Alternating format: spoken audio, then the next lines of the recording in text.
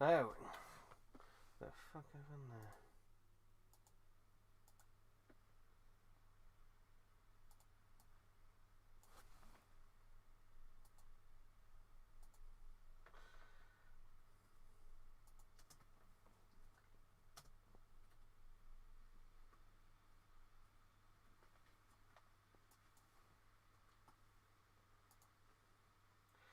Right. So let's get the lights on a bit. Focus working. Oh dear. So yeah, being having a bit of an issue with the streaming software. Hopefully it. I don't know if you can hear that, but there was a police car just there. But yeah. Don't exactly know what I'm going to talk about in this stream, but we'll sort it out. We'll sort it out.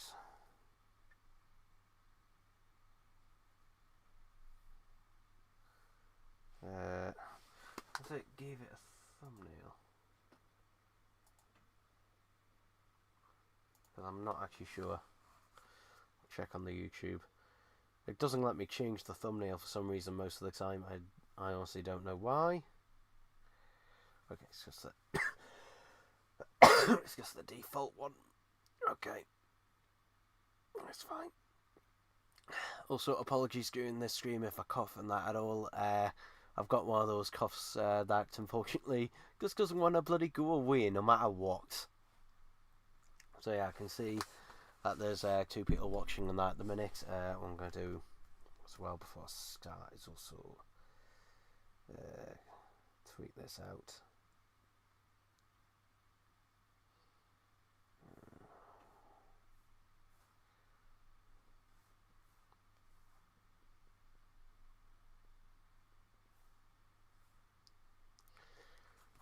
There we go. So yeah, thought I'd do a live stream because basically any other videos and that I plan to do and that during this time and that haven't really had the time to do. I've been pretty busy this week. I've been on a bunch of courses and crap. So yeah, live stream and that. So yeah, I tell you what. I'll just talk about this just now. I just watched Josh Schneer's his review of the colorization of the Daleks, which yeah, his video on that's bloody late. But regardless of that, you know, is that man capable of actually properly criticizing anything? Because every single video he's ever done, and that he always is just. He seems so afraid of seeing anything negative. Now I can understand in this case somewhat because he knows some of the people working on it personally, but yeah, he just seems so afraid to see the slightest thing negative about anything, and that. So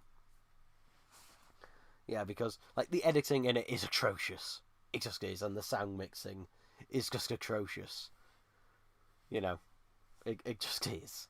Like there's just no, clear cut way to go around it. It is just bad. Like when you can't hear the dialogue over the music, you fucked up then. You just know it. So yeah. Oh great. I'm getting a warning. Now that the stream current bitrate is lower than recommended. I actually upped the bitrate up a bit on this one to, try and help with it. Like, thing is, YouTube doesn't like it if you have the bitrate set to too low, but it also doesn't like if you have it set too high. It's never bloody happy. Because initially I set it lower on the last few streams last year, so it could it would make YouTube a bit happier and that and won't stream as much. And now it's saying no, up it a bit. It's going a bit laggy, and I've upped it slightly, but who knows? I don't know if you noticed, but this chair here is not my usual chair. because that one is going to be chucked out because it's completely broken. This is the one, if you've seen the live streams I used to do at my granny's apartment, this is that chair swapped over. I just swapped that over today, and my god, it is bloody difficult trying to get a chair that is this wide through a doorway that's that wide. But I managed it, just. So, yeah, and in terms of just updating everyone, last Sunday we finished getting everything out of my granny's apartment, and that we need to. So yeah, it's all gone that. So yeah, you'll never see another live stream there. They'll all be here or something else. Or something else, who knows.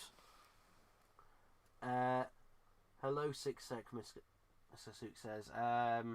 You've spelt my channel name incorrectly, though, Mr. Suit.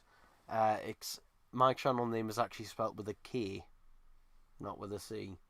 Initially, it was going to be with a C, but YouTube wouldn't let me have that for some reason. It said that was already taken.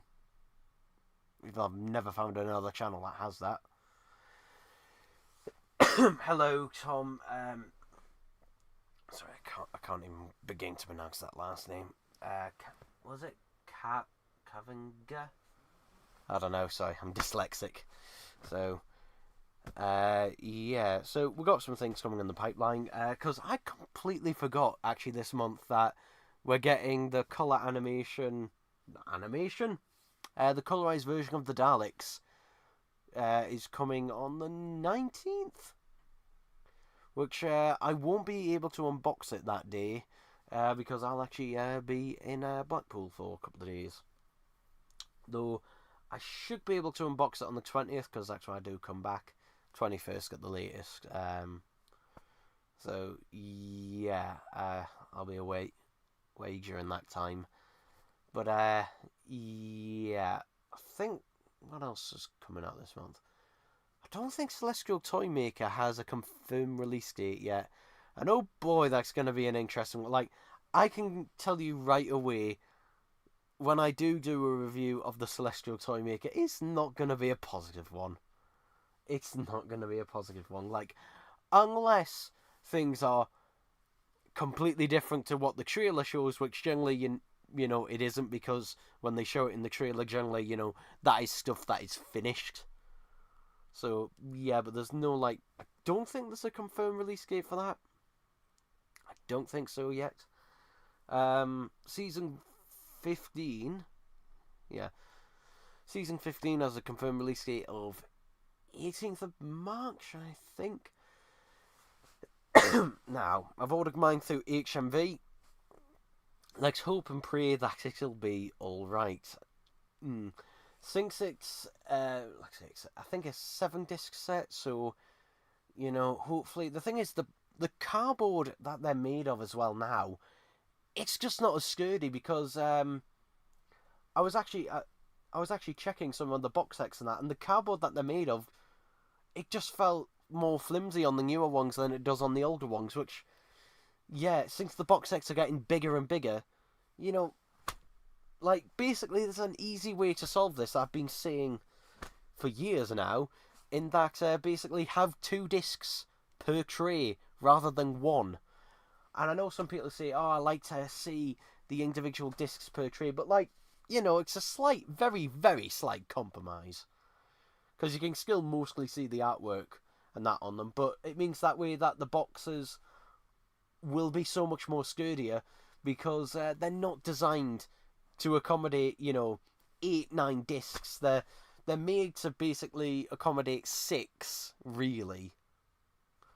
Although saying that, the season 19 box set, which was 8 discs, that was not too bad, that one. But that was because I noticed the cardboard on that one and the build quality of that one was so much better than the ones we have now, which just seem rushed a lot more. They seem so much more rushed, and they just seem so much more flimsy as a result. I mean, for example, standard Blu-ray cases now as well, they're now significantly thinner. They're thinner, and they're much flimsier as well. They're much more flimsy, as well as 4K Blu-ray cases. I think you'll notice if like I noticed particularly if you buy any like new releases now, the Blu-ray cases, are opaque rather than being translucent. And also they're very, very flimsy as well. They're really, really flimsy. And they're also, significantly thinner. So, yeah, it's just all these things just like that. I mean, I can understand it with, more standard releases, but like, collectors things, just like, if collectors are willing to pay it all out on them, and they are, just the packaging should reflect that. It should reflect that. So, yeah, just disappointing all round on those, unfortunately, and a lot of them don't even hold the discs very well. So, yeah, just, some people say, oh, get the standard edition. They don't hold the discs particularly great either. Like, why can't we just have both where, you buy a collector's edition, it holds the discs and it looks nice? Why can't we have that? I mean, they're expensive enough. Why can't we have that? Why can't we have both? You pay enough for it.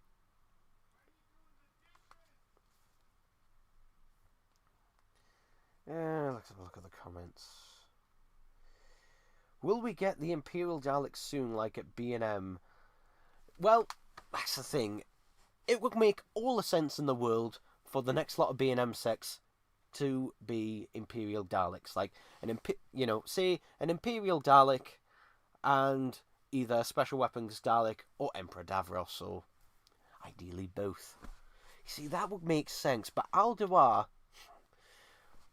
not like that. He does things to just say, oh, you thought I was going to do that.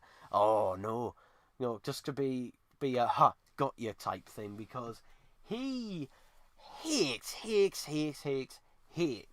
when the stuff leaks and it's not from him, when it's from someone else.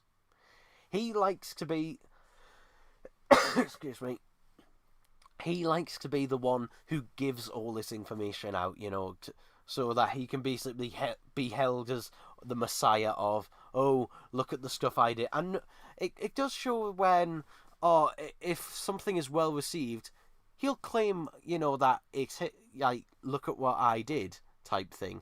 But if it's not well received, he'll then say, well, I wasn't responsible for the head sculpts.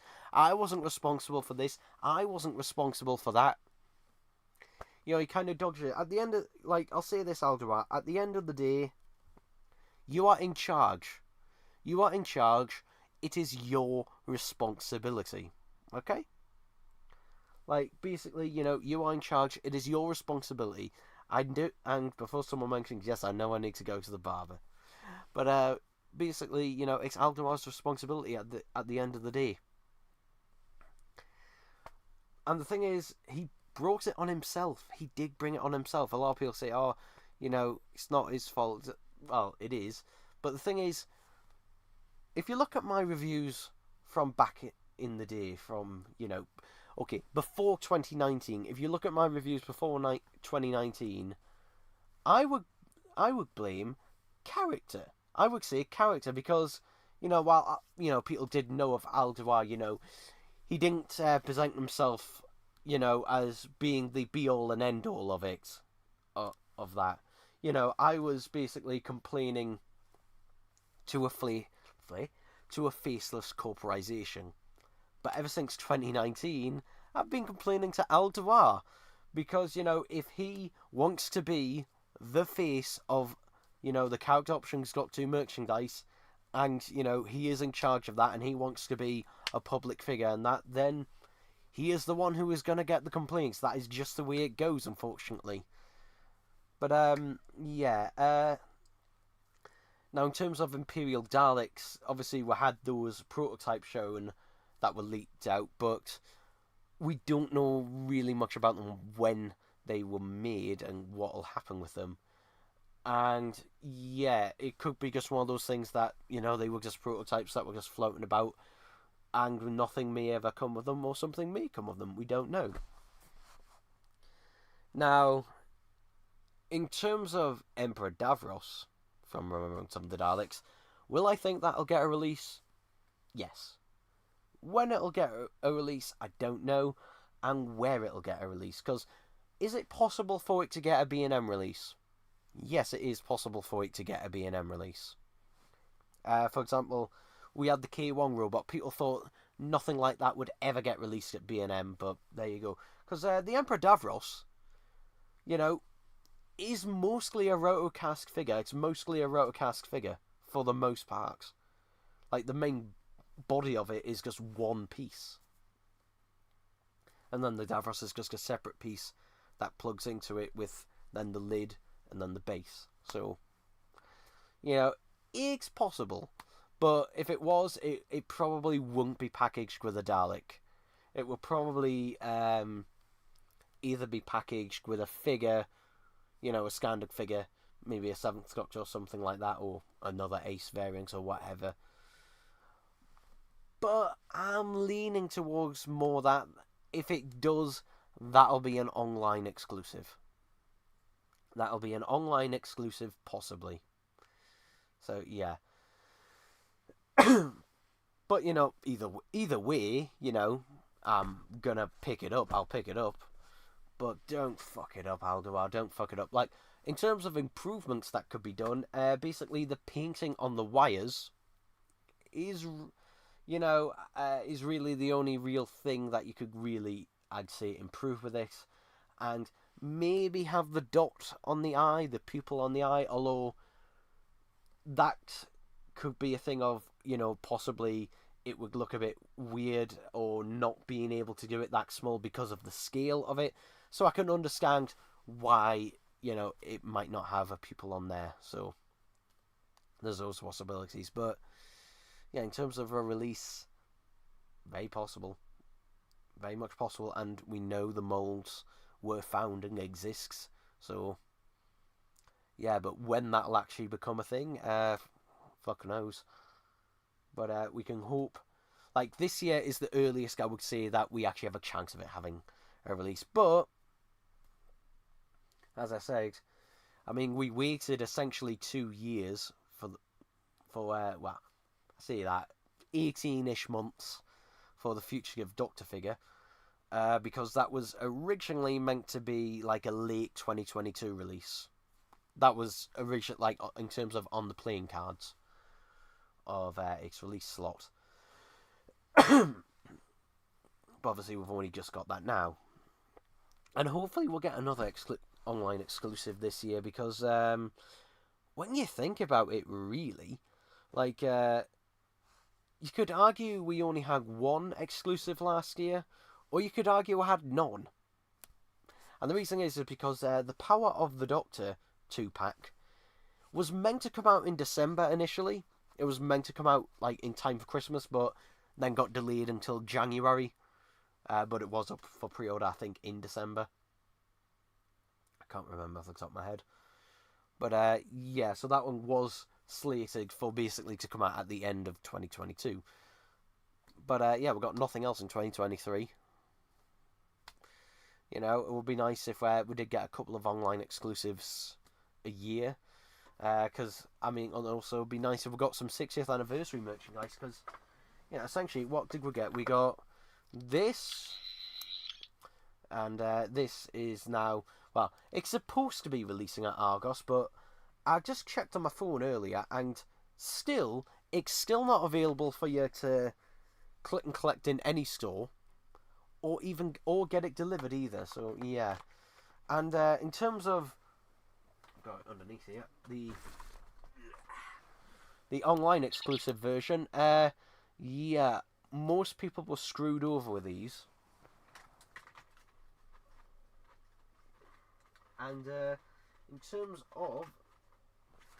terms of the standard edition, why is this unnecessarily nuked? Why is this like initially when I did my initial review, I was willing to give it the benefit of the doubt at the time that, you know, maybe it was a separate circuit board, and that's why it didn't have the button and that to make it, you know, cheaper for retail. But people have discovered that no, it uses the exact same electronics, same circuit board and everything in there, same LED lights and everything. It just doesn't have the button. It just doesn't have the button. And people have discovered if you take this apart and cross the wires, you can actually make it change the lights and the sound effects and that. So, yeah, why this is an unnecessarily gimped release, God knows why. So, yeah. But essentially, you know, there was that. There was, you could argue, the 14th Doctor figure. Though that was a regeneration set. And that was, you know, marketed as they power the Doctor set. So, yeah. Now, in terms of other, like, the thing is, a 14th Doctor coatless variant will more than likely come at some point because the sculpt is there for it.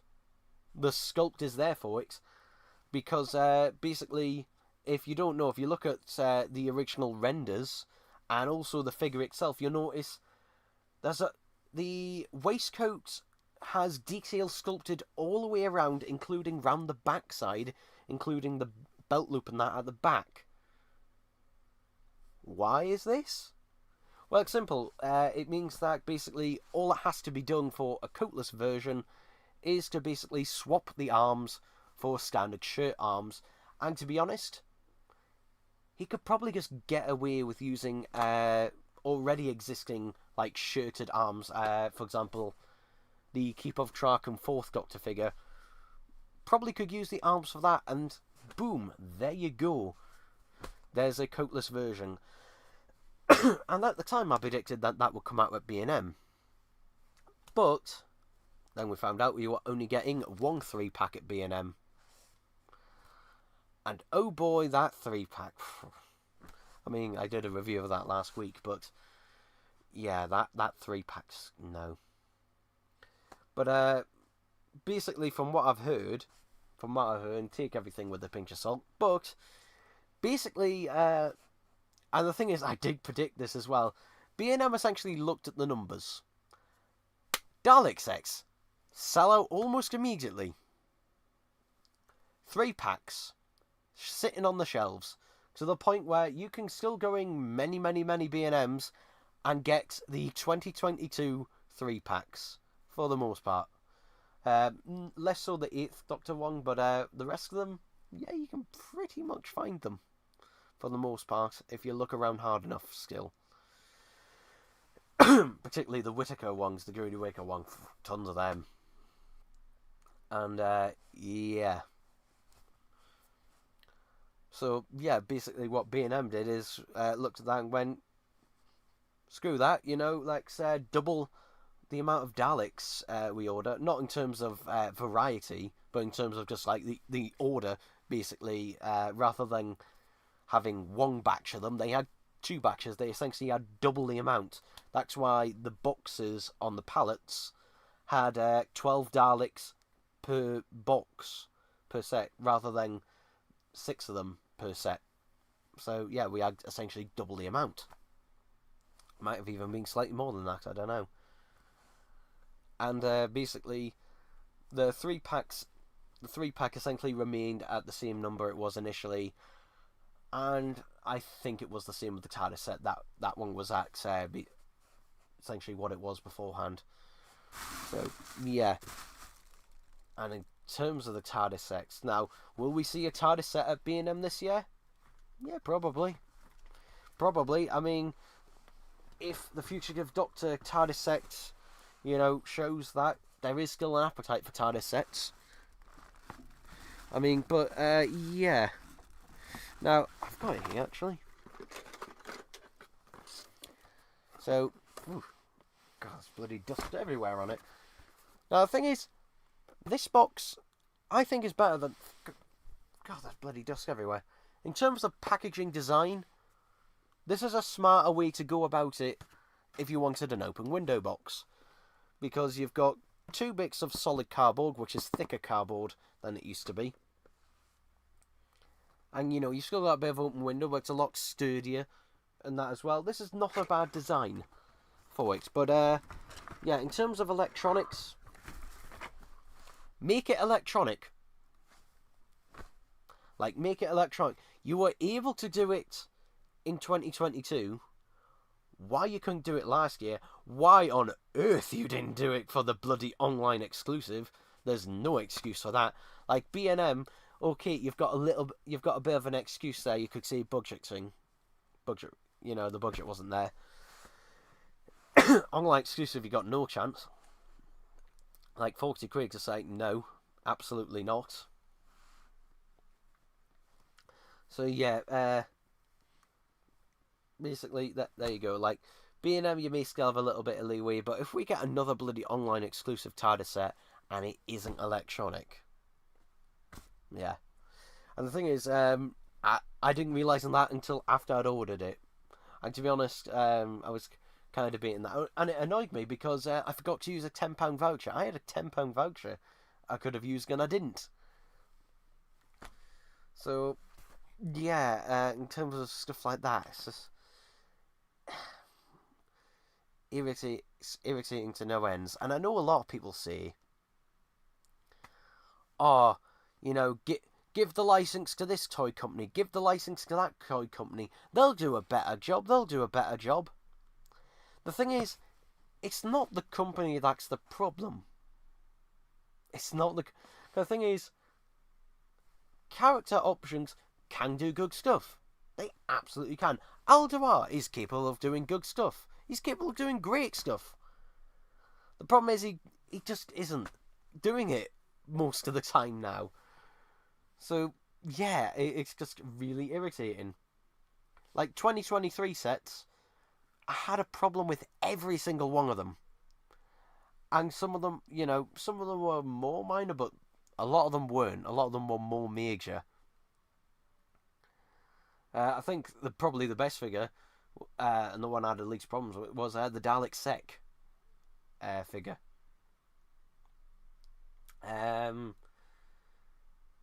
But yeah, in terms of anything else, like, God, so many problems. Like, so yeah, the question is, where do we go from here with this? And the thing is, I think the solution is pretty simple, and that is ask the fans what they want. Ask the fans what they want.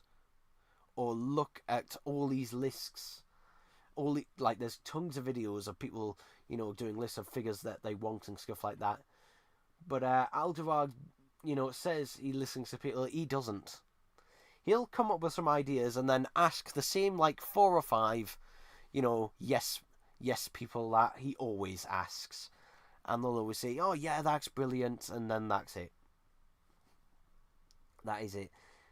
And yeah, just like with the Daleks, actually talk to the people, like, properly with Dalek 6388. Don't just skim the website and say that you've read it when you clearly haven't. So yeah, like, ask them, and they'll get, like, the thing is, getting the correct colour for the Renegade Dalek, dead easy.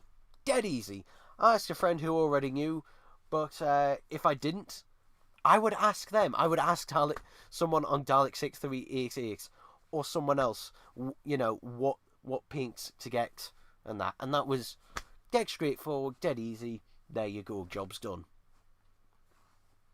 But, yeah, unfortunately, he doesn't have people like, for example, PB Props there to keep him right. Like, PB Props is the reason why the classic series boxes, these, one, why, you know, they look the way they do, but also why they have this sort of more bumpy texture rather than the wood green texture. They still do have a wood green texture, you know, underneath it, but, you know, they really shouldn't, really. But he's the reason why, because initially they did the wood green texture, and he, you know, said, no, that's wrong, they shouldn't have that, because, I mean, for one, they weren't made of wood. for one. So yeah, yeah, they weren't. So yeah. Mm. But unfortunately, Alduar nowadays, I mean, he portrays himself as a one-man band. There are still some people working for him because as I said, whenever something goes wrong, and it's one of the rare occasions he actually responds to it, he'll then, you know, put the blame on someone else, saying, "Oh, I didn't do that bit. This person did that bit, or that person did that bit." But obviously, if it's going well, they don't get mentioned ever.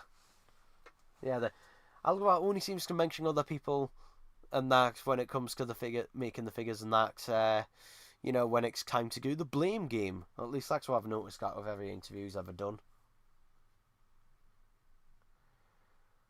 So yeah, what a shame. We've got a few comics here, so let's have a look at them.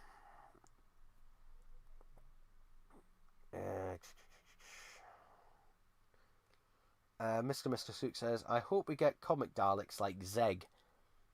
I mean, I wouldn't be against it. But I wouldn't call them a priority. But I wouldn't mind them. I wouldn't mind having those.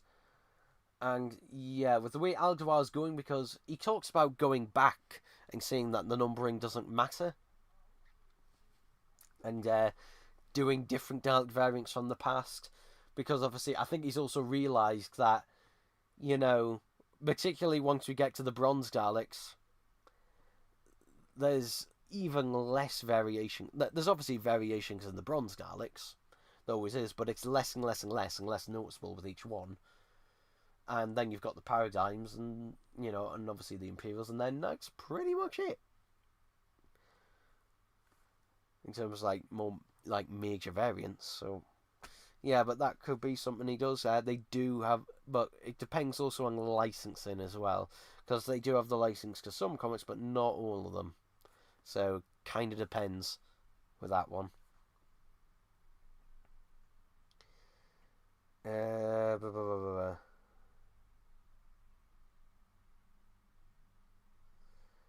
Tom said, "Have you seen that short Blu-ray trailers that are being rested?" Blu-ray trailers are being rested. No, I haven't seen that. Anyway, says the Imperial Daleks need to use that 2022. Need to use that 2022 Destiny. That 2022 Destiny what? If you're talking about the Eye Stalk, no, the Eye Stalk that they were using, that he was using before, was much closer to it.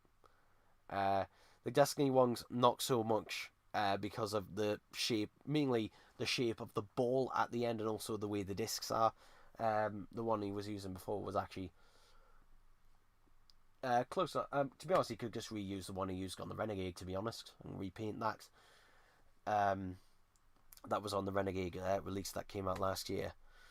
Now, if he could get the colour right, that would be nice. Basically, you can go about it a couple of ways. He could use that, very shiny silver paint that he loves to use, or if not, if it needs to be cheaper, then just do it a standard silver, or even white. But it's not black, it's not blue.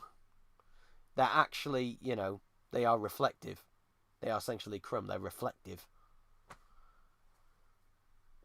So yeah, obviously that isn't really feasible on a figure, at least not of that size. So I will say, it being black but still having the gold pupil is still an improvement of it, being blue, but still, just how the hell are you fucking it up this late in the game? How did you fuck it up the first time, particularly with the pupil?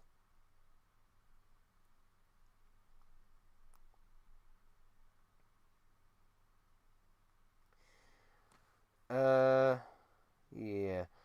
They could also make XCOM boxes Make sections lower, more accurate. I don't think that's going to be a thing. I mean, Alduar made... What's over there? Actually, Alduar made a new front section and that for these. Which, yeah, it juts out way too much. It juts out way too much. And also doesn't sit perfectly flush with the rest of the Dalek. At least not on any of the ones I've got. It's not as well done as the previous ones, but yeah. It's not awful. It's not awful, but you know, it needed a bit of tweaking. But in terms of like anything else major, like you know, everything else would have to be a completely new Dalek sculpt. And yeah, if we're gonna see that B&M, we would have seen it last year.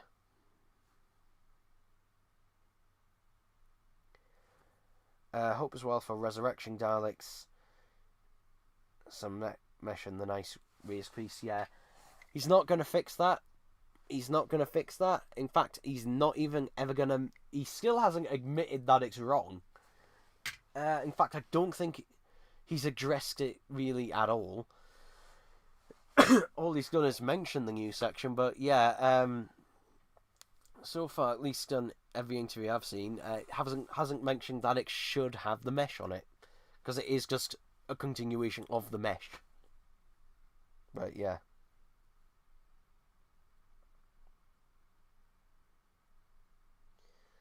Shiny Wake says, I heard the Destiny Bomber Dalek could be released this year. I mean, we hope. Hopefully with that David Goodison Davros. Could be released this year, but I'm wondering if it'll have the new Slack sculpt or the OG one. Good question. Good question, because the reason the Slack sculpt apparently was changed was that the old sculpt was getting too damaged, which I don't know how true that is. It could very well be, though, because the Dalek moulds and that aren't perfect. They are starting to get damaged, and I don't know if it was last year or the year before. Might have been the year before. The sculpts were actually refurbished a bit. A couple of the dings and that in them were smoothed up, particularly around the top of the dome, although some of them still exist. It's hard to show it up on camera, but there's still like little slight indentations there. But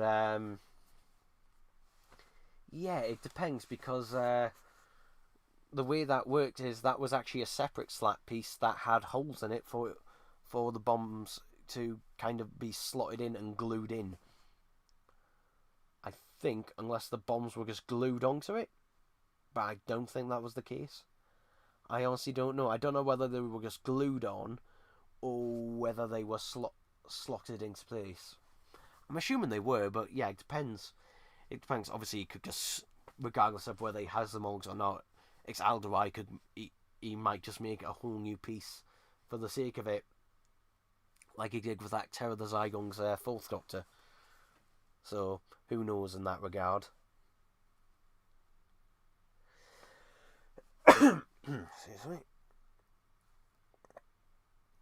Yeah. SabFM says, why is Ian Levine so attractive? I think only you can answer that for yourself. Tom says, what are your thoughts on RTD's return? Oh, very mixed. Very mixed. Like, the 60th anniversary, Jesus Christ, every time I found something to like, there was something there that was just felt like it was there just to piss you off. Or just annoy you. Every time, there was, yeah, I don't know. We'll see how it goes. But, yeah, the RTD now is not the same RTD from back then, basically. Like, RTD now, unfortunately, seems more concerned, with pushing a message or social justice and blah, blah, blah, rather than doing a good story, which was something Chris Chibnall was also concerned with. The difference is Russell T Davies can write a good story. Chris Chibnall really cannot, at least in terms of a Doctor Who story. So, yeah, I don't know. We'll see what's. Season 1 is like, God, bloody stupid name. Just why? You've made it more confusing for everyone. Like, how come you come off the 60th anniversary and then you go, okay, we're celebrating the 60th anniversary. Now here's Season 1. What? It just makes it more confusing. And, like, it would make sense if it was either a reboot or if, like, the start of the new series, like, there being a big break in between.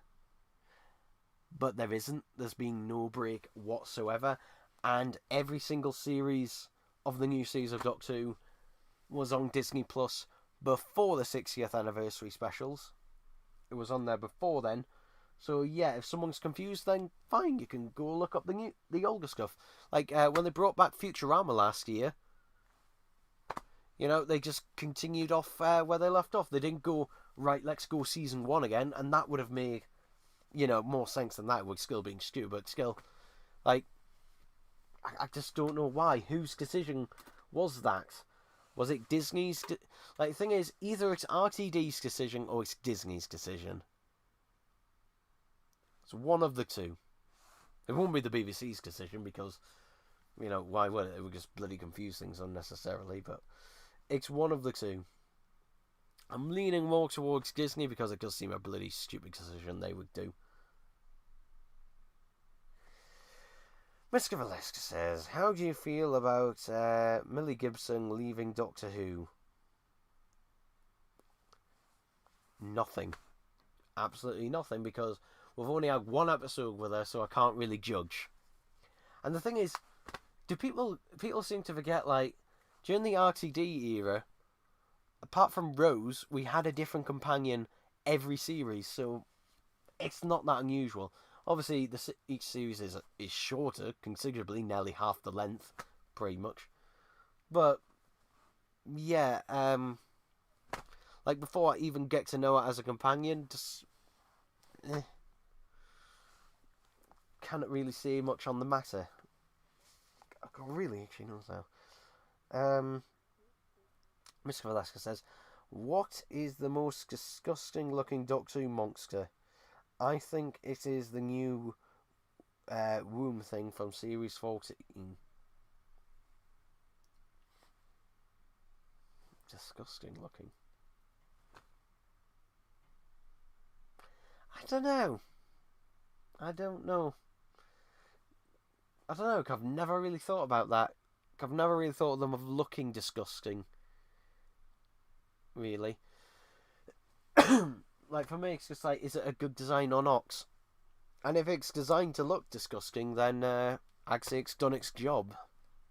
But, yeah, I don't know. Mr. Alaska says, how heavy are the dumbbells that you could lift? How heavy are the dumbbells you could lift if you tried? I've no idea. I have no idea because I don't lift dumbbells, so I don't know. Plus, it also depends how long I've got to hold them for and how high I've got to lift them up for. But, yeah, I can actually lift a surprising amount of weight.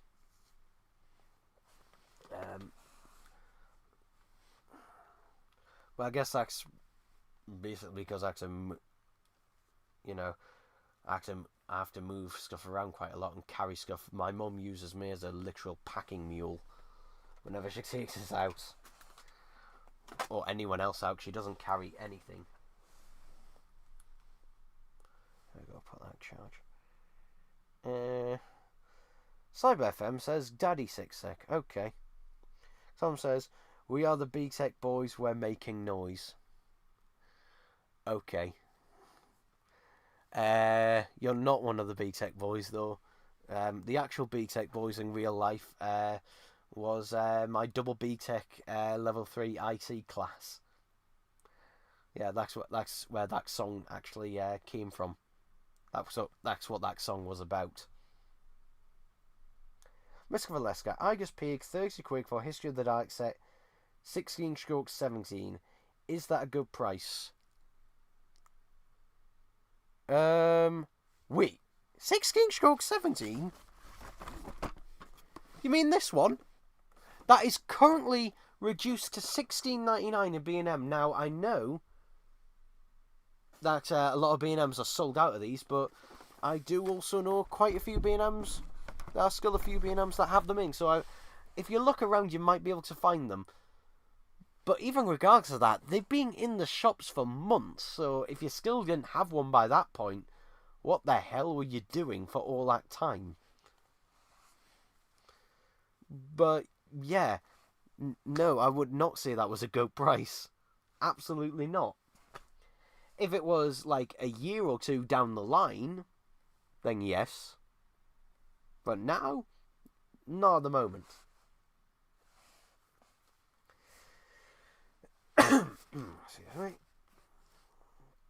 Cyber FM says, who would win in a fight, Ian Levine or Warwick Davis? Probably Warwick Davis. I mean, have you seen Ian Levine? Like, you know, his health is, you know, I mean, he said it himself that his health is not great. So, you know, the worrying thing is that if he was in a fight with Warwick Davis may unintentionally kill him if he had to fight him. So, yeah.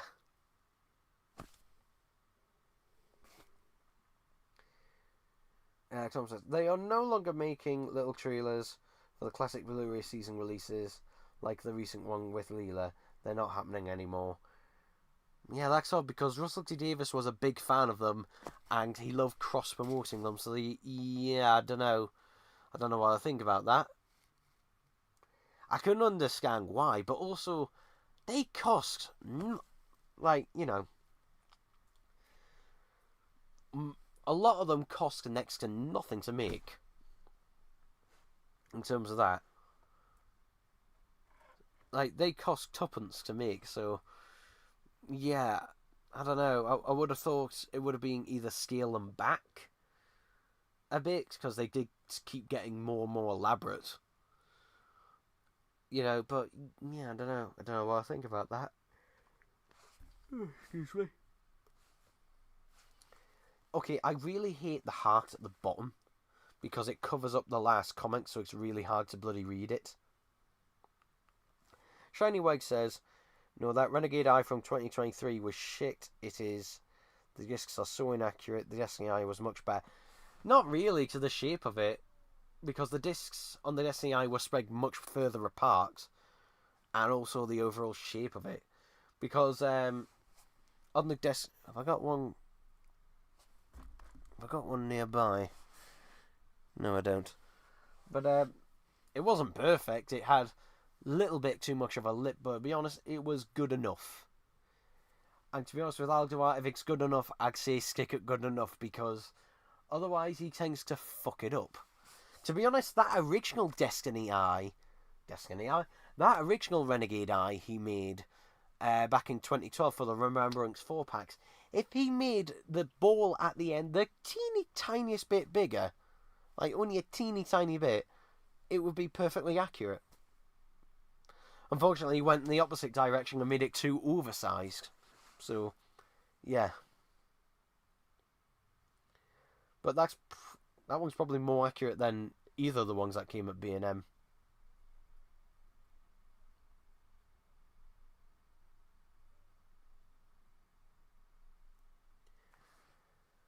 But yeah. And actually, that tiny eye would actually have been perfect for the Supreme Dalek. I don't know why in that original 4-pack the Supreme Dalek didn't use that eye skulk. And people think it used the standard 70s eye. It didn't. It had its own sort of unique type one. It was ever so slightly different. It was really weird, that one. But yeah, that one really should have been the one for the Supreme Dalek, because the Supreme Dalek, the ball at the end is very, very small, but the iris is pretty small, but the pupil is very, very large. That one would have been perfect for it, but unfortunately we've never had that. So, yeah, it's just a shame, unfortunately.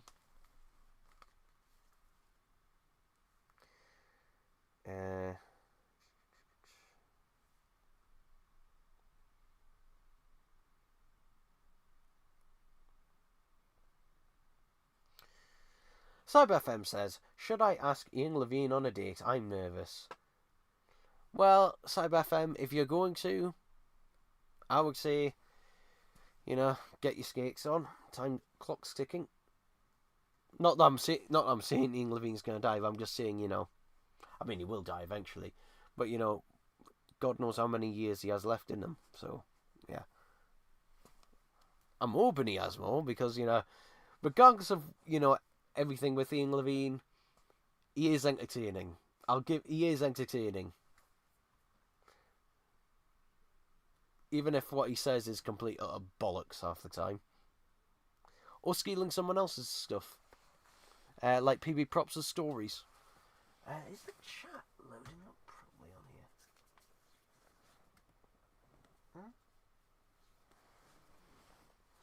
here? It seems to have refreshed itself here. Excuse me.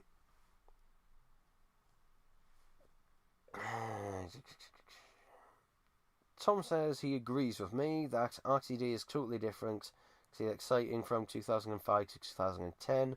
Shiny White says, I wonder what parts Marvelling figures use.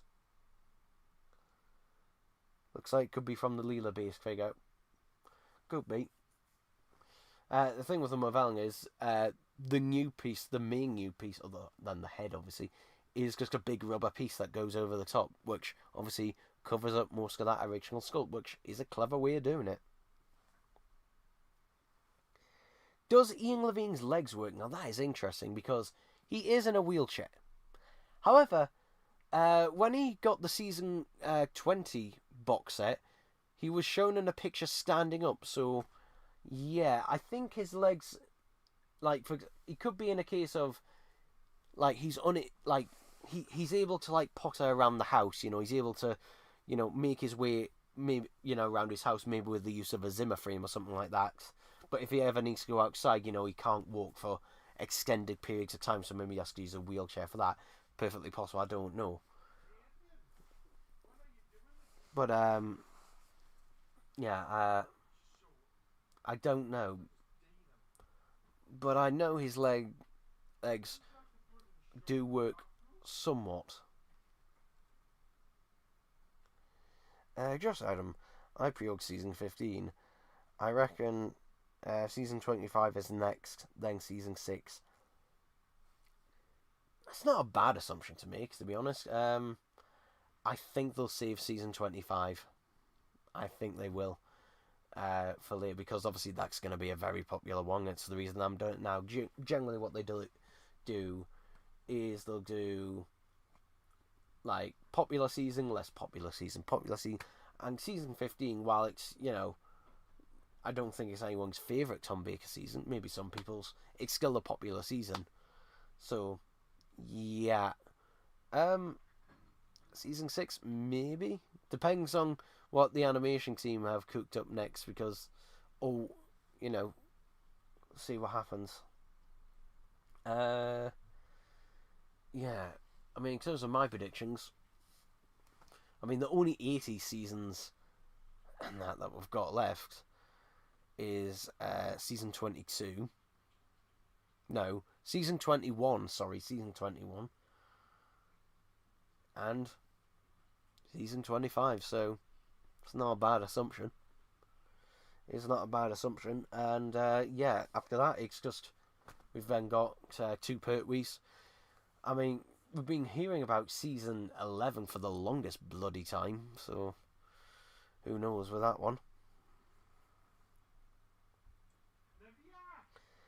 Sam FM says, how tall are you?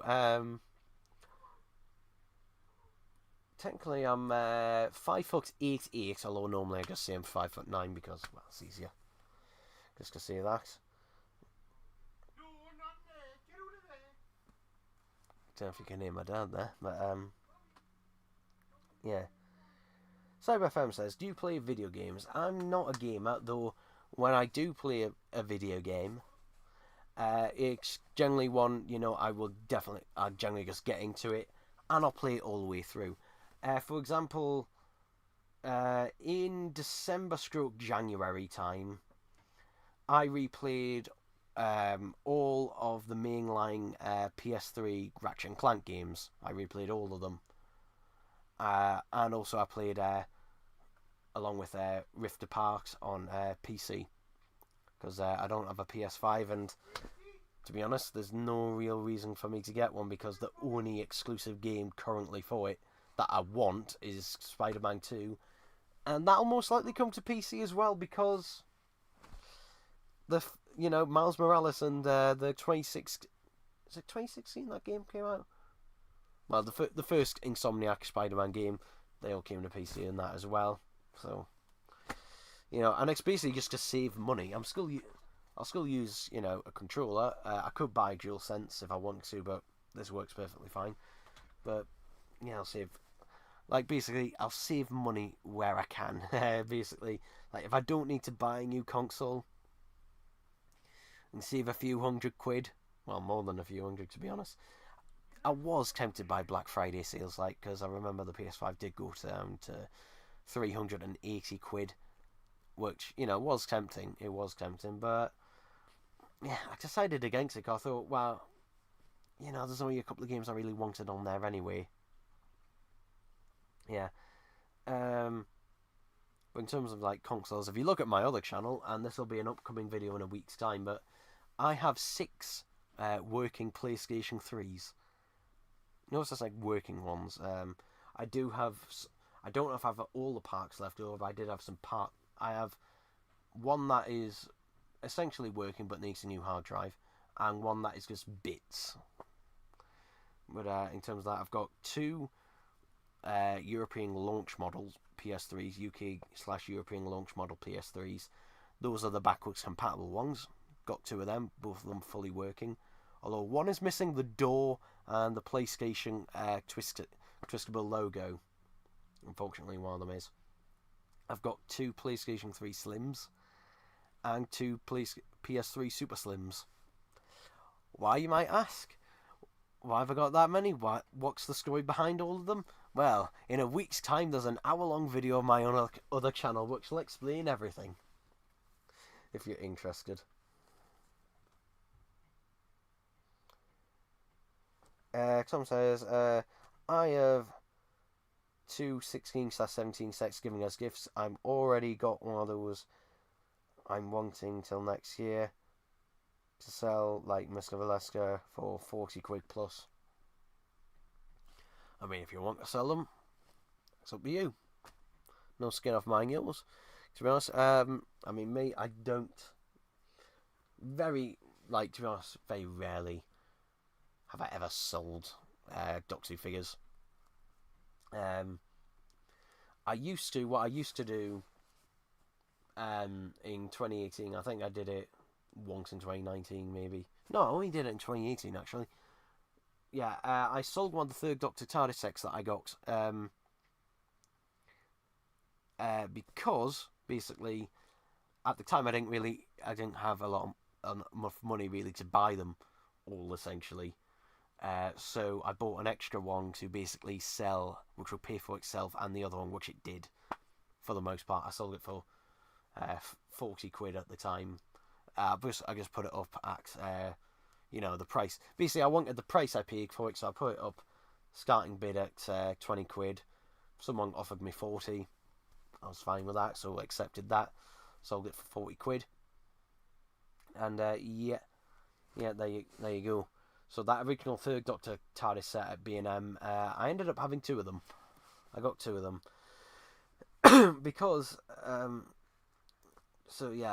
people to this day ask me, why did you buy 3? Why did you buy 3? I literally say in the video, the first thing I said in that video, and people just don't seem to realise, but that's why. And to be honest, one of those was for a friend anyway, and one of those was sent off to a friend who couldn't get them because, yeah, the B&Ms in my area, yeah, there was about 4 or 5 in my area out of all the B&Ms that had them, and yeah, they had them for quite a while.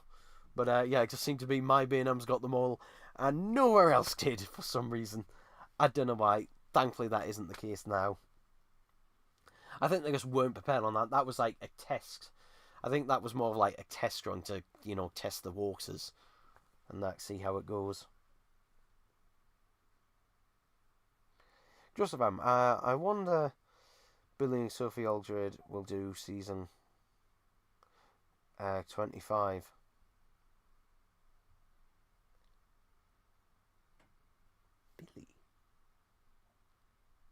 Billy.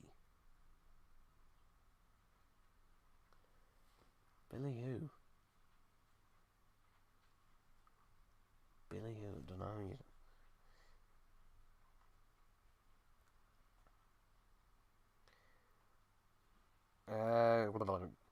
Just Sam says, I wonder when the network will come back. Have you watched Fireball XL5 or is that X15? No, never heard of it. So anyway, it says, I wonder if they're going to fix the Imperial slats on this year's Alderaan Stacks.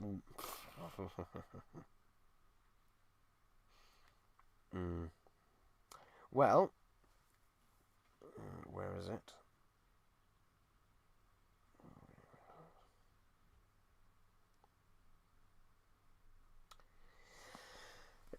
Well, if we look at that that image there of the one with the shiny slacks, you can see there that it doesn't have the mesh in between. It doesn't have the mesh in between it. So it is a possibility. But that could have very well been made up of prototypes that already exist. On the other one, on this one, it's too blurry to really tell. To be honest, yeah, because a lot of the time, prototypes are made up. Most prototypes than that now are made up of existing parts, and that basically as more of a proof of concept type thing. So, who knows? I bloody hope so. Tom says, does Gungbent not appear in your comics sections anymore? I miss him. He was funny. Yeah, I haven't heard from him since last year. Yeah, don't know what happened to him. And that I did actually enjoy the videos that he'd make about me. But yeah, unfortunately, he hasn't done one in.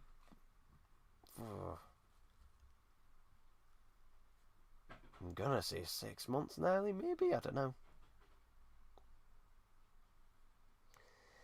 Just haven't. I bought Series 2. Series 2 of the Avengers since Network are gone. I haven't collected physical media. Magnum Pi. Right. Next to collect. Okay. Miss Valeska, what happened to the Great Gingerbread Man? Did he not regenerate? I think the Great Gingerbread Man and Gung Bennett were the same person. I'm pretty sure they were the same person. Because the way they commented things and that, and their style of commenting things and the style of videos did tend to be very similar to each other, so maybe they were the same person. I don't know. I honestly don't know. Tom says, hey, Ian, does them legs work, or are you being benefit for? I don't think. His legs, I would say, have very limited use at best. For example, okay, so say, for example, he's able to go to the toilet by himself. And that, he's able to stand up out of his wheelchair to get onto the toilet and that. Like that type of limited movement. Because, just this is true, just because, you don't, even if you have a limited limited, movement of your legs doesn't mean, you're suddenly able to walk around and do everything in that. So, yeah. Just say, like, his abilities, I don't think he's unnaturally claiming or anything. Or scamming anyone or whatever. Well, in terms of that, in terms of the animation he's doing, he's almost definitely doing a scam there. Tom says, I love how we can hear you down the back. Yeah. I think he's bathing Bobby the dog. And he was shouting at my brother to do the dishes for the billionth time. CyberFam says, imagine if Ian saw these comments, he'd be frothing. Sorry.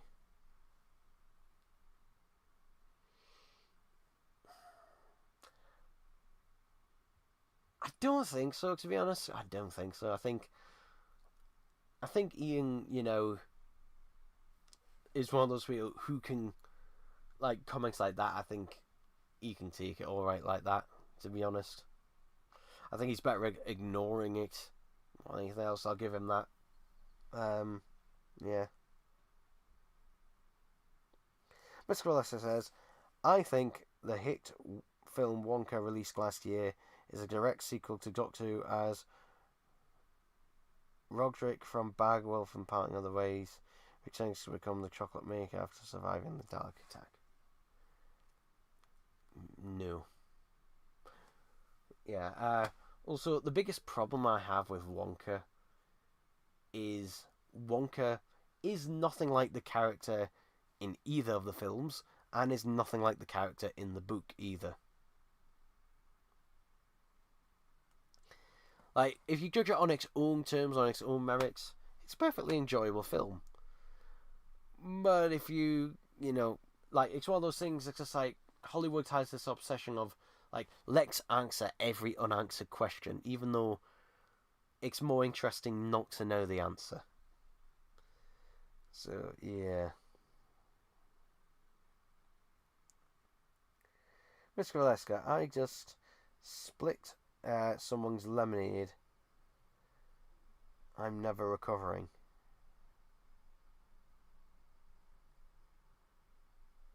Okay. Tom says, do you think we'll get a Renegade redesign? If you're talking about a figure, like in terms of anything major, no. Sorry, Dalek redesign. Well, RCD has very heavily hinted about that. And it is very much possible. It makes me worried, though, because the previous two times that they've tried to change the Dalek design, it's just gone so badly. And I know a lot of people now are looking back at the paradigms with a bit of nostalgia. And some people are pretending that they always loved them, but they really didn't at the time. I've never liked the paradigms. I've never liked them. For me, they changed too much of the Dalek design. So, yeah. For me, like, if you change the design too much, then it's not a Dalek anymore. Like, those are one of the few, Doctor Who monsters and that basically never really changed. I mean, for one, they were using Shortcraft props from the start in the 60s, which, managed to be used all the way up until the end of the 1980s in Remembrance. Obviously, they had new props and that sinks, but still, it is bloody impressive. And the same was true for the new series and that as well.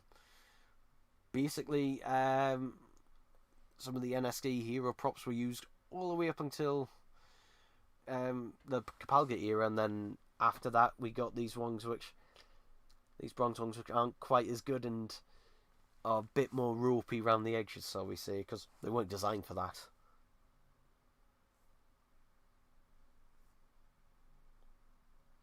But yeah, what I'll say is, just because you can do something doesn't mean you should.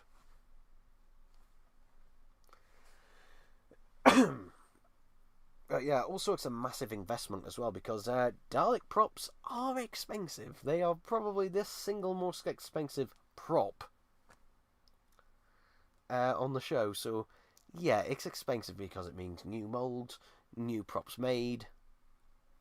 That's why they reuse props so much because obviously it's much cheaper.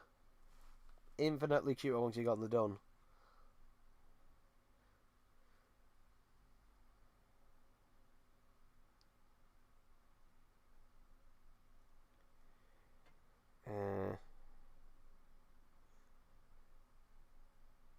Where was it? Here we go. Joseph, Season 11 is the next Pertwee sex. I'm not happy. I want Season 7. I mean, I'll be happy with either. I will be happy with either. But yeah, Season 11 is the one that is being talked about for the longest time. That was in apparent development since like 2019, 2020.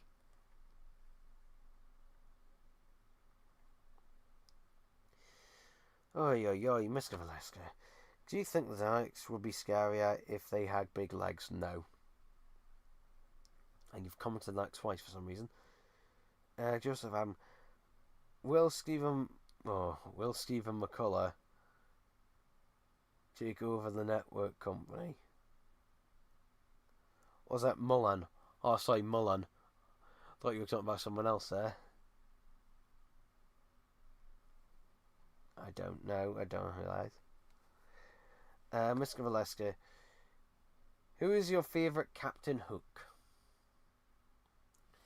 That's an interesting question. Because I haven't really watched any Peter Pan adaptation in donkey's years. Even though I've got Hook on 4K Blu-ray. I've got Hook on 4K Blu-ray with Robin Williams as Peter Pan, and I should really be meaning to watch that. But yeah, if not that version of Hook, I would say the original Disney animated version.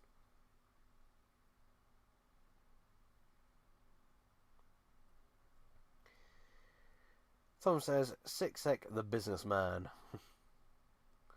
Sub FM says, what position do you play on the field? I don't play on the field. Ever. Shinyway says, because, I don't do sport.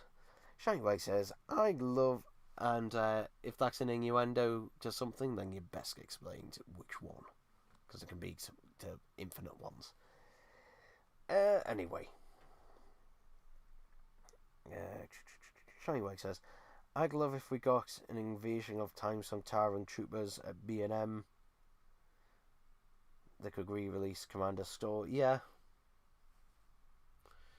I still don't know why Alduar gave the Sontarans swivel joints but not ball-jointed arms, because the swivel joints are pointless because they can't move because their bodies are too...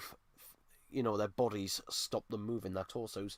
So the swivel joint is pointless, whereas they still could have easily had ball joints. I still don't know why they came out that way.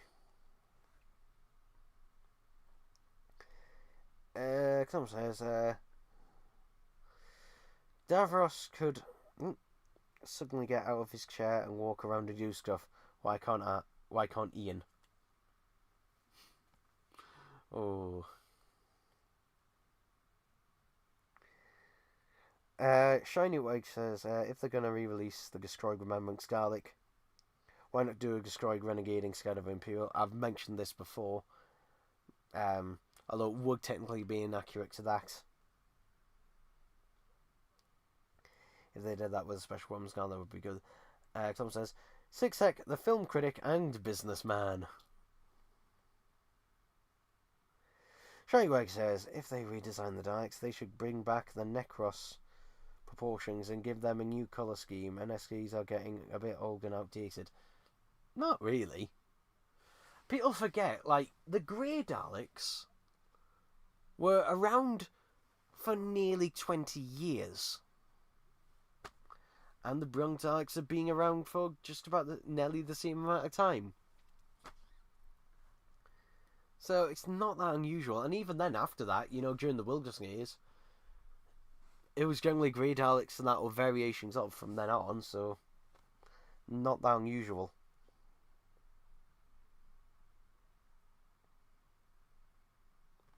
Com says, I can't wait until Volkswagen 7 is jailed. Yeah, like trial just seems to be bloody postponed or going on for bloody ages.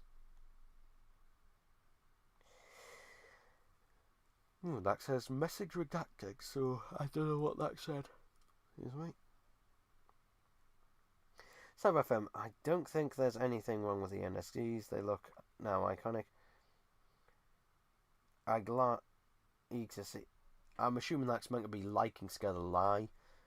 See them in 60s colours personally. Yeah, I do like them in their 60s colours, particularly if they have weathering. If they're just purely silver, I don't know. I think that with a bit of weathering, that gives them a bit of depth, because if you watch Power of the Daleks Reimagined, there's one Dalek, which is the main hero prop in that one, that has weathering on it. It looks great. All the others don't, and I think it just makes them look a little bit cheaper.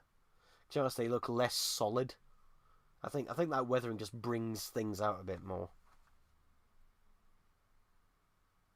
So FM says, Ian Levine is a cheeky slag in the pub. Okay, I've never met Ian Levine, so I'll take your word for it. Do you see the hearts on screen? Yeah, I see them popping up. The things, well, I see them floating up anyway.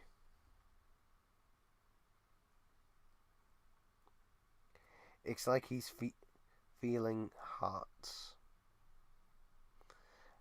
And, smiley faces or something, apparently. Yeah.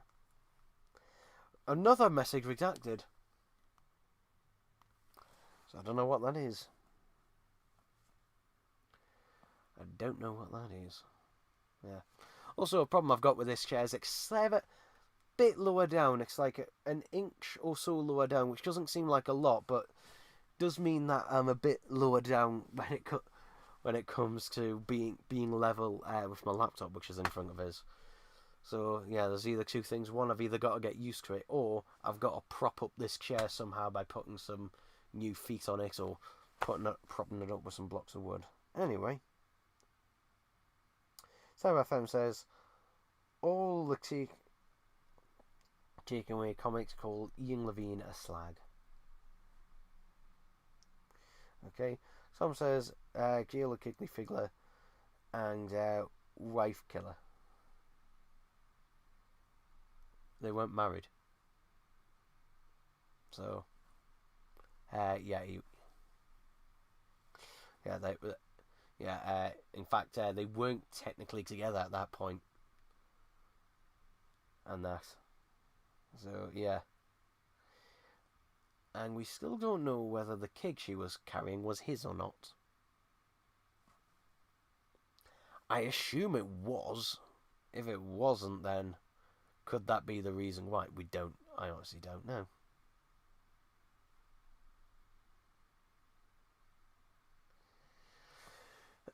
Like, we still don't know the reason why he did it. There's theories, but we still don't know why. Tom says, hopefully adding some space stops to YouTube's to my message. Sarah FM says, smile to the right. That would be me smiling to my right. I'm assuming, does it flip it on here? But for me, this is my right. This is my right hand side. That side's the left hand side. So for me, if I was smiling to my right, I'd be smiling at my hi-fi unit, just there.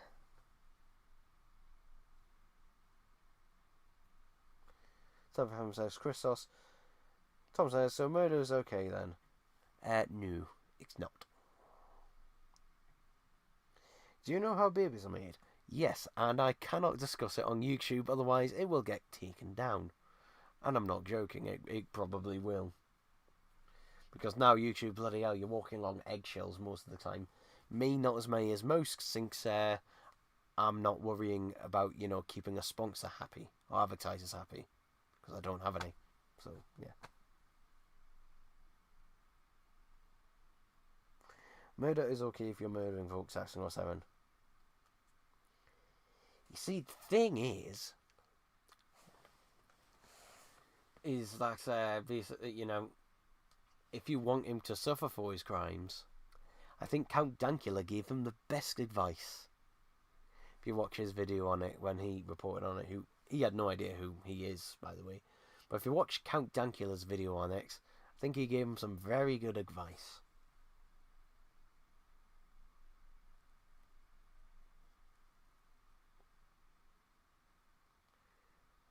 And I'll have to refresh the comments because it's... There we go. Shinewag says, they should re-release the Two Doctors Sanctarans books with the Invasion of Time torso in Probik Vanks. They all use the same torso piece. The only difference was the neck pieces and the helmets and that themselves, and the heads. Everything else was exactly the same across the board, apart from Skyer, who had different hands as well, and sometimes the boots are different, but like the torsos and most of the legs and the arms and that are all the same.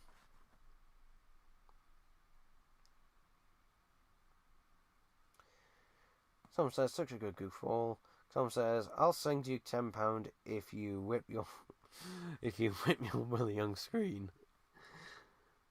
Why does that sound like something you'd see to something EGP would say? He was whipping his Willie on.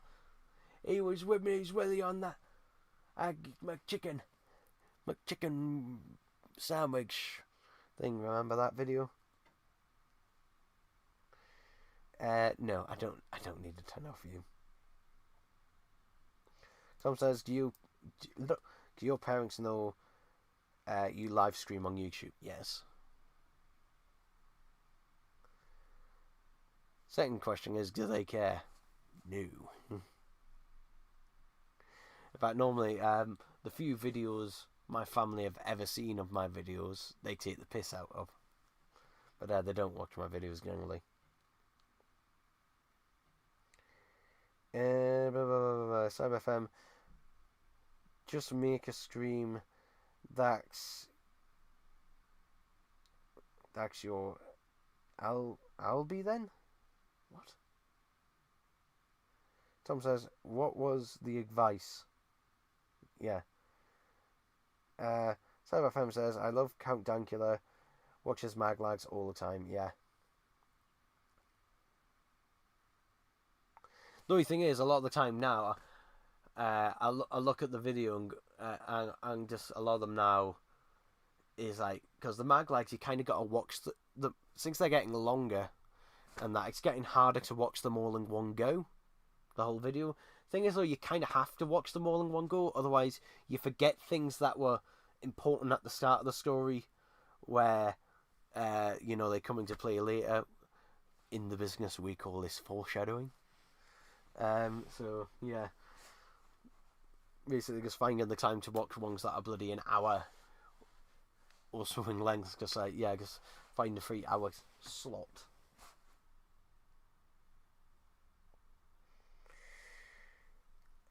The Invasion torso are slightly different. They've got smoother. No, they're exactly the same. They're exactly the same. Are you talking about the belts? Are you talking about the belts? Because that's a separate piece. The separate piece of rubber and that. In terms of the torso piece itself, the plastic and that, those are exactly the same. But the belts themselves are different. Yeah. In terms of the belts, yeah. Anyway, CyberFM says. Blah blah. Ian Levine is the best footballer to ever grace the pitch. Absolute monks in front of a goal. Well, I wouldn't know. I don't watch football and have zero interest in it. Tom says, I want an audio commentary of your family watching your videos. we would get 2 minutes in, and then they would say, "This is rubbish. Turn it off." That's what it would be. Yeah.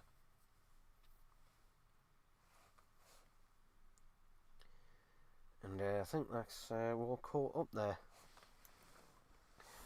An hour and 27 minutes, bloody hell.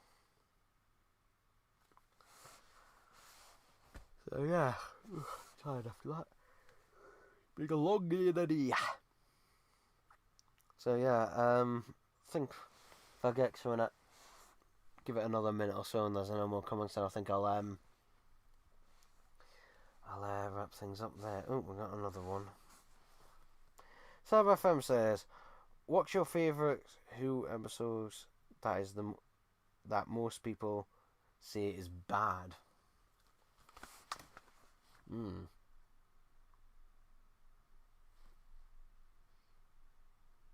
I don't know, because opinions changed quite a lot. Because, for example, The Chase was my favourite Hartnell story for the longest amount of time. A lot of people said, "Oh, The Chase is shit," but opinions generally changed on that one. So yeah, I don't know.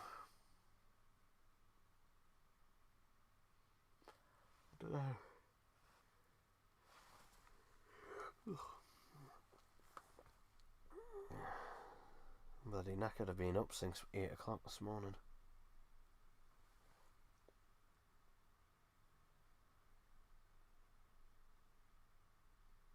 Tom says, "Do you support LGBT in Doctor Who?" Now, do I support LGBT people being in it, and then I'm stories about that? Then yes, fine. But do not have a heavy-hearted, let's shove this down our throat type thing, or a thing where we have to stop the episode to see what this week's message is. If it's that, that's when I have the problem with it, because it basically stops the entire story and stops the enjoyment of everything, because no one likes having to watch a heavy-handed lecture. So that's my 2 cents on that. Shiny Work says, "I wonder if we're going to see a new fugitive Dr. TARDIS roof with any future being on TARDISes."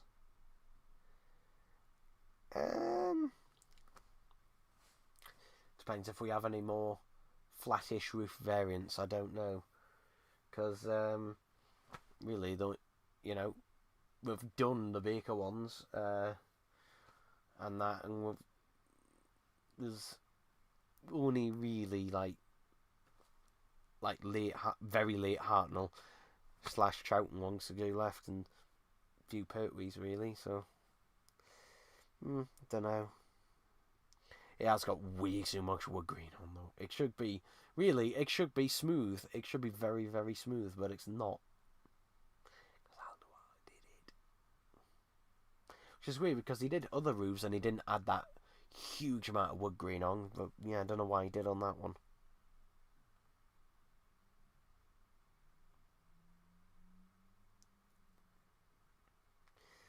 Cyber FM says, "My guilty pleasure is Attack of the Cybermen or Invasion of Time." I like both of those stories. I do like both of those stories, and I wouldn't call them guilty pleasures, because I don't call them bad for whatever. They're just not amazing. Like, they're a solid enough story, but they won't be making it into my top 10 lists any day.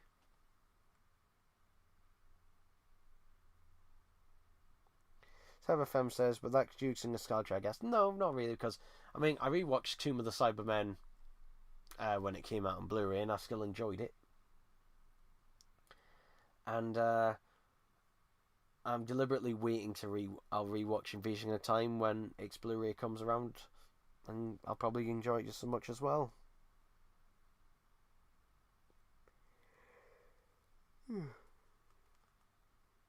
Tom says, "Oh god, he's on a rant."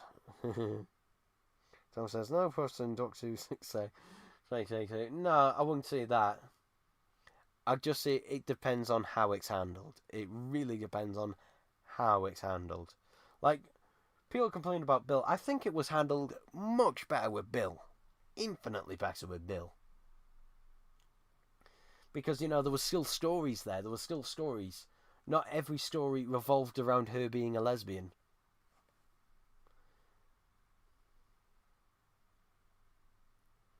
You know, if LGBTQ people, you know, if they want, you know, it to be, you know, an everyday, like, you know, just to be an everyday thing and it's no big deal, then you've got to treat it like it's no big deal. If you make a massive song and dance in every show, every time, you know, there's an LGBTQ person, or that's what, you know, that's essentially the be all and end all of this character, then, you know, then you make it, like, basically you're not normalizing it, you're making it special and an, an exception to it, you know, you're not normalizing it.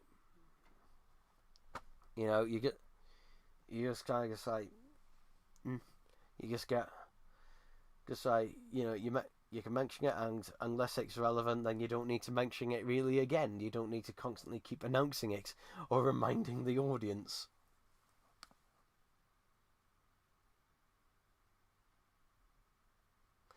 CyberFM says Brexit means Six-Sec. Okay. Someone says Beck Six-Sec has XL Bully. An XL Bully.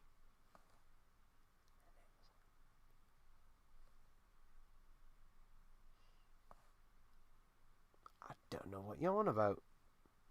Do I have an extra large bully? I mean, some of the bullies I had during school were definitely that. But, yeah, don't know. Thomas, what do you think of there being a gay black man as the Doctor? Well, if he does a good performance, and so far, you know, from what I've seen so far, he's doing a decent enough job, so yeah, I'm fine with it. And that, I'm more bothered about basically the writing and the performance itself rather than anything else, so yeah. But we'll see how it goes. But so far, and that, you know, I already like him better than Jodie Whittaker. Admittedly, that was not a high bar, but still, there you go.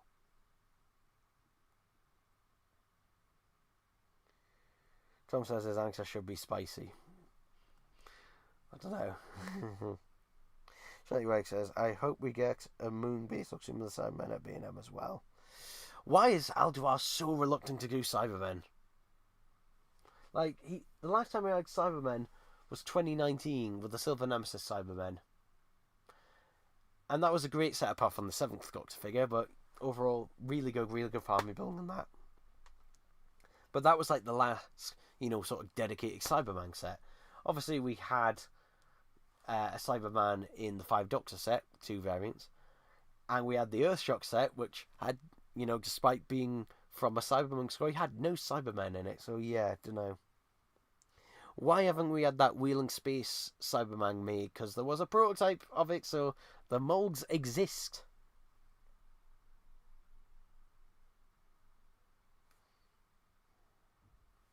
Sarah FM says, my favourite ever episode of Doctor Who is Terror of the Autons. I don't know why. I love a full-scale replica of the Troll Doll.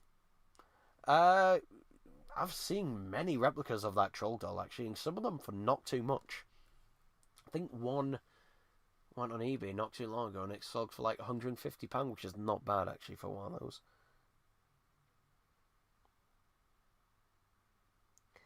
So Six-Sec the film critic, Six-Sec the businessman, and Six-Sec the homophobic racist. Okay. He's collecting titles here. Silverham says XL Bully is a dog breed. Ah, right, okay. No, my dog is a Bichon Cross. He's a Bichon Jacapoo. Yeah. Tom says, do you watch the news? No. The only time I ever watched the news was during COVID. And that wasn't every day, it was just like on and off. The XL Bullies. The newly banned breed, okay. That's been killing B&M crawlers. Okay. Someone says, that boy does good. Six Sec 2024. Mark Stevenson, oh, some new now. Hey, you traitor. Okay, I'll be fascinated to hear why I'm a traitor. Uh, why are you watching Wokey Doctor Who? Well, I generally do watch every new episode that comes out. I will generally watch it. One, because I can do a video. Generally because I can do a video on it, and that was really the only reason. Because it gave me, when I was stuck on thinking of ideas for content to do, and that just like, hey, I can have a easy content for like 8 weeks or whatever. But like the 60th anniversary specials and the Christmas special, like, all right, like, you know, it was the first new series release I bought since Series 10. I bought the specials, the 60th anniversary specials. Why did they not have a 4K Blu-ray release? Why? Can I answer that? Why? They're on 4K on BBC iPlayer. They're in 4K on Disney Plus. Now, obviously, they'd look so much better on a 4K disc.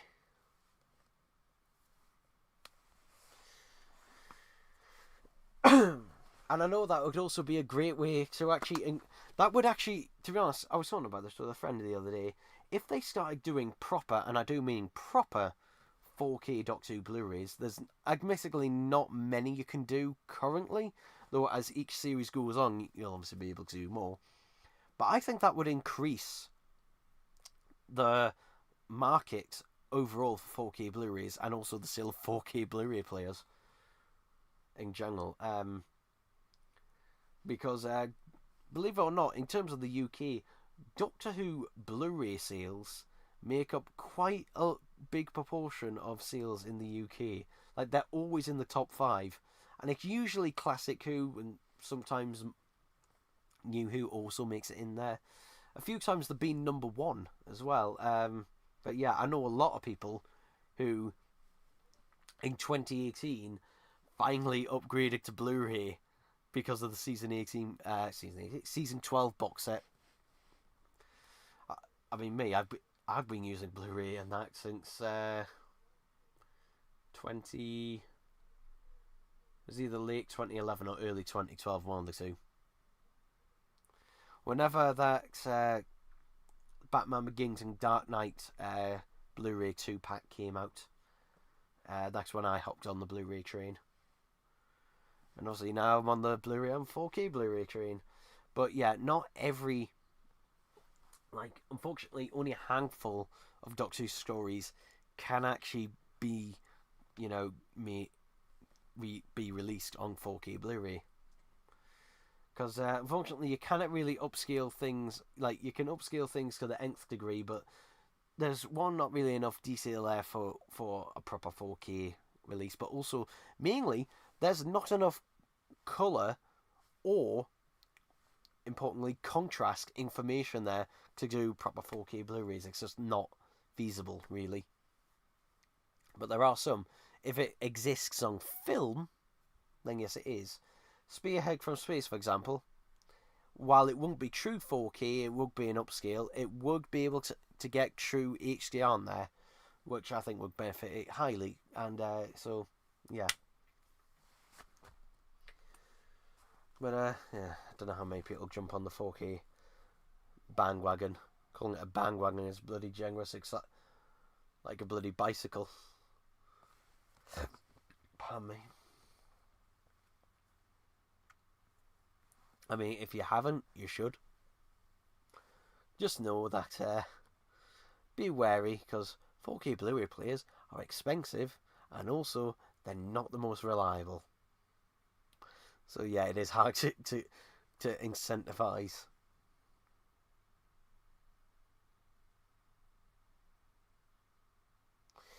Tom says, my local MP has the surname Stevenson.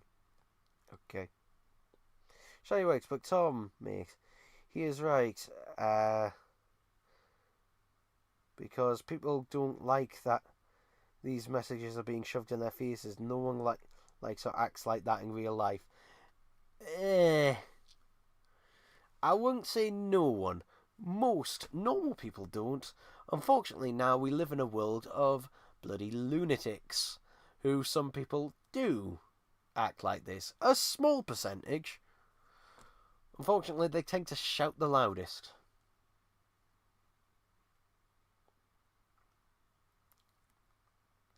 CyberFM says, I bought my troll doll for £80 and got scammed. Okay. Sam says, there isn't enough female nudity in Doctor Who.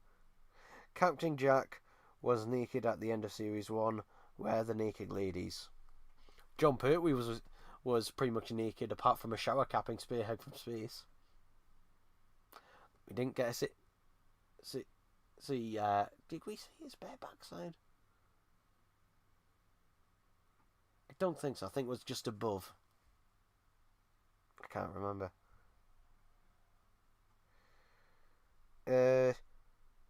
But yeah, that's the thing. Actually, no, we didn't even see Captain Jack's ass.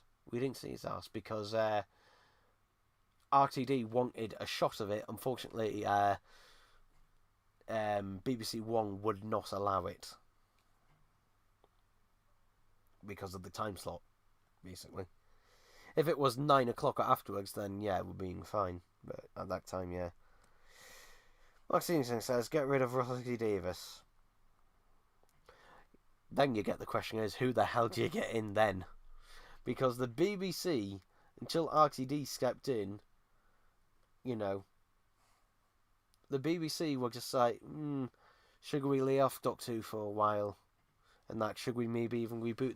These were things that were being considered at the time. So yeah, I don't know. I don't know how to answer that one.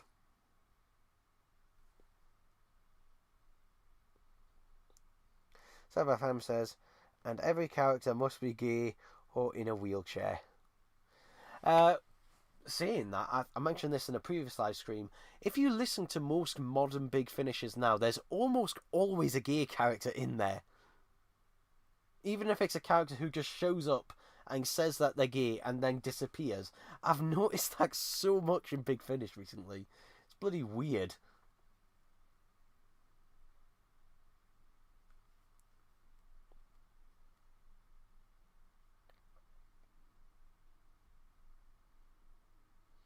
Tom says, I'm black. Dalek Sec was black.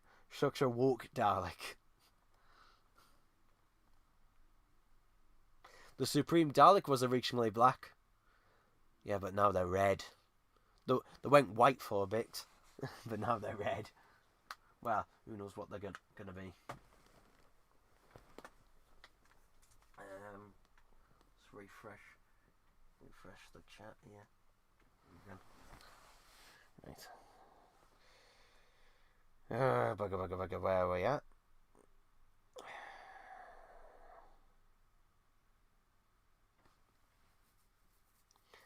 Tom says, oh, boo-hoo, I have no legs and in a wheelchair.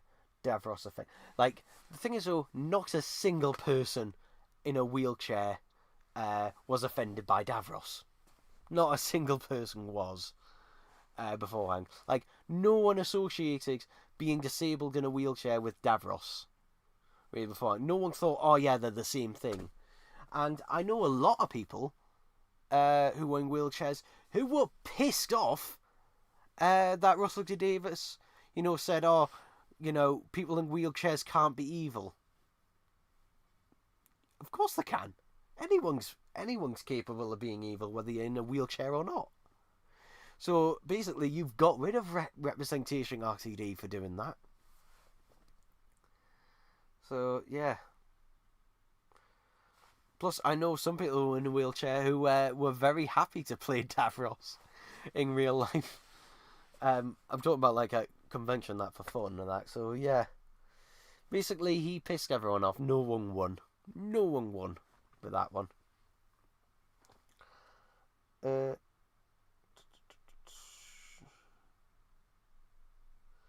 Someone says, I bet Six Sec is an Andrew Tate fan. Not really. Don't really watch anything Don't really see anything with him in it, so yeah. I can't really remember who he is, actually. I do recognise the name, but I can't really remember. Maxine says, that's my point. They're on Blu-rays. Mm-hmm. Sam FM says, I wish Doctor Who was more woke. Definitely not woke enough. We need every stereotype possible.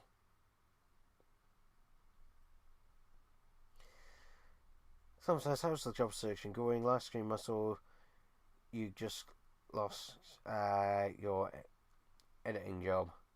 Have you got a job? Currently, no. And at the minute, my mental health is not really there yet. That's all I'll say about that. Someone says, how would you feel if you were conscripted to fight World War III? Oh, yes. Yeah, this is a thing recently. The thing is, though, I would not. They wouldn't take me. They wouldn't. And the reason is because, one, I would feel the physical, and two, I would feel the basically having the mental capacity in order to do it and handle it. So, yeah, unless they're really desperate. But yeah, I don't think I'd be first cutting. I don't think I'd be their first choice. I'd be way bottom down, like when they were getting really desperate. Because, yeah. Plus, I would do what Count Dracula did. I would just take the jail time.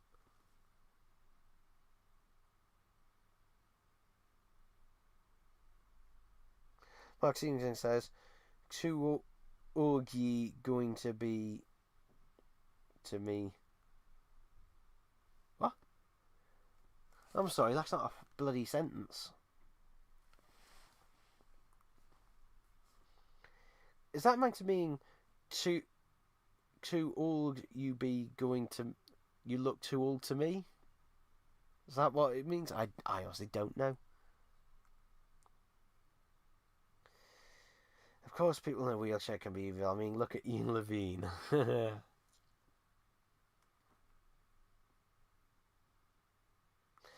Shiny Wage, I hope Alduar stops doing sex like the earth-shocking Tower of the Zygon sex, where they're named after an army-building villains, but they said they're not in the set. Yeah. Yeah.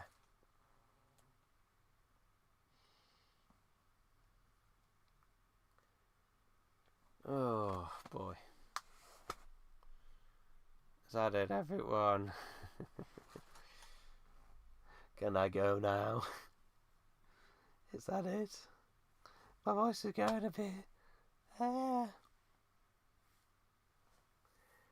if there's no more questions, bye. Of course there's another one. Every time there's another bloody question, no? Ooh. You paid $29.99. SagaFM says, I hope Ian Levine stops being sexy. He's too sexy. It's not fair for everyone else. To everyone, okay.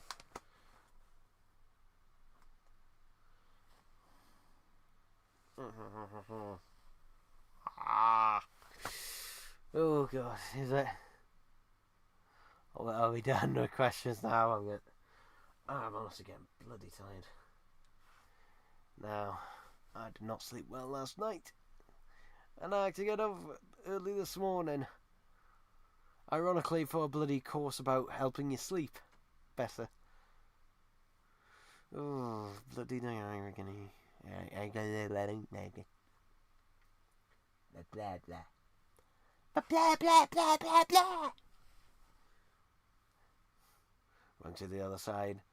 Blah blah blah blah blah. If you know what that's from, well done.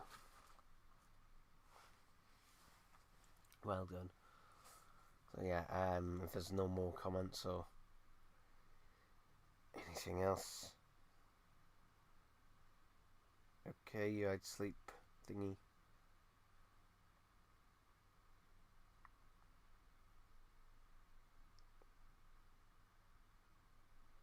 Mark Stevenson, we Blu-ray coming soon. Tomb Baker Blue. What? I can't tell if English isn't your first language.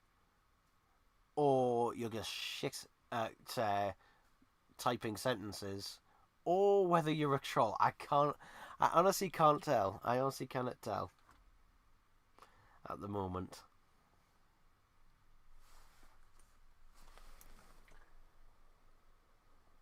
Yeah. Oh, I should have done. I wasn't recording this stream actually. I mean, it'll be up anyway, but normally I like to record them afterwards as well because I get a higher quality version. But I forgot. Whoopsie daisy. Oh well, I'll just have to download this live stream after it goes up. You hope they make a B&M Levine sexy sex. Okay. And yeah. On that note, I think we will draw things to a close there. So yeah, thank you for watching this live stream. I don't know when the next one will be. I might do a one sometime after season 15 comes out to do my thoughts and that on that. Possibly. But yeah, there we go, people. There we go. End the bloody stream.